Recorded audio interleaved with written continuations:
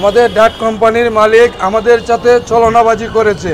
আমরা এখান থেকে এক পাও নড়ব না। আমরা এসেছি আমাদের দাবি আদায়ের জন্য। 7 মাসের বেতন বাকি করছে, হঠাৎ করে লে অফ দিয়া ফ্যাক্টরিটা বন্ধ করে দিই। আমাদের পট করে কোম্পানি বন্ধ করে দিছে। আমরা পাওনাদার, আমরা পাওনাদার, আমাদের হক আদায় আমরা পেতে চাই। আমাদের ডাট কোম্পানির মালিক আমাদের সাথে ছলনাবাজি করেছে। আমাদের পট করে কোম্পানি বন্ধ করে দিছে। পট করে বন্ধ করে দিয়ে 12 বছর চাকরি করছি। আজ প্রায় 1.5 বছর হয়েছে কোম্পানি বন্ধ হয়েছে। এই পর্যন্ত এখনও আমাদের স্যালারি দেয় নাই। এই শ্রমভবনে আসছি আমরা কয়েকবার, শ্রম মন্ত্রণালয়ে গেছি আমরা।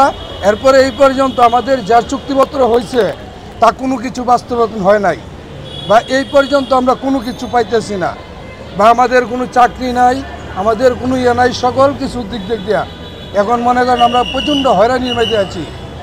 সেই মালিক বিদেশে তাইকিয়া উনি অনেক কিছু করতেছেন, কিন্তু আমাদের দিকে কোনো নজর নাই।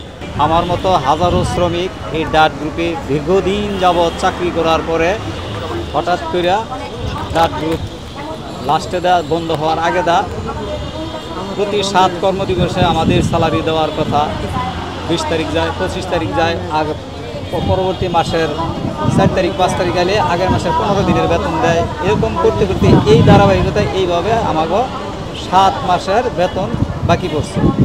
7 মাসের বেতন বাকি করছে, হঠাৎ করে লে অফ দিয়া ফ্যাক্টরিটা বন্ধ করে দিয়েছে। আমাদের 7 মাসের বেতন, দীর্ঘদিন যে আমরা এই কোম্পানিতে চাকরি করছি, যেমন ধরো আমি 16.5 বছর চাকরি করছি, আমার সার্ভিস বেনিফিট, আমার প্রভিডেন্ট ফান্ডের টাকা, তারপরে আমার বাৎসরিক ছুটির টাকা একটাও দেয় নাই। আমরা এখান থেকে এক পাও নড়ব না। আমরা এসেছি আমাদের দাবি আদায়ের জন্য। দীর্ঘদিন আমরা চাকরি করার পরে মালিক ফ্যাক্টরি বন্ধ করে দেয়।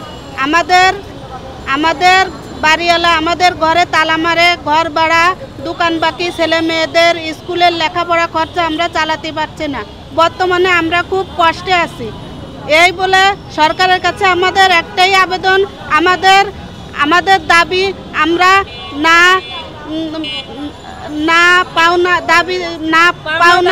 আমরা পাওনাদার, আমাদের হক আদায় আমরা পেতে চাই।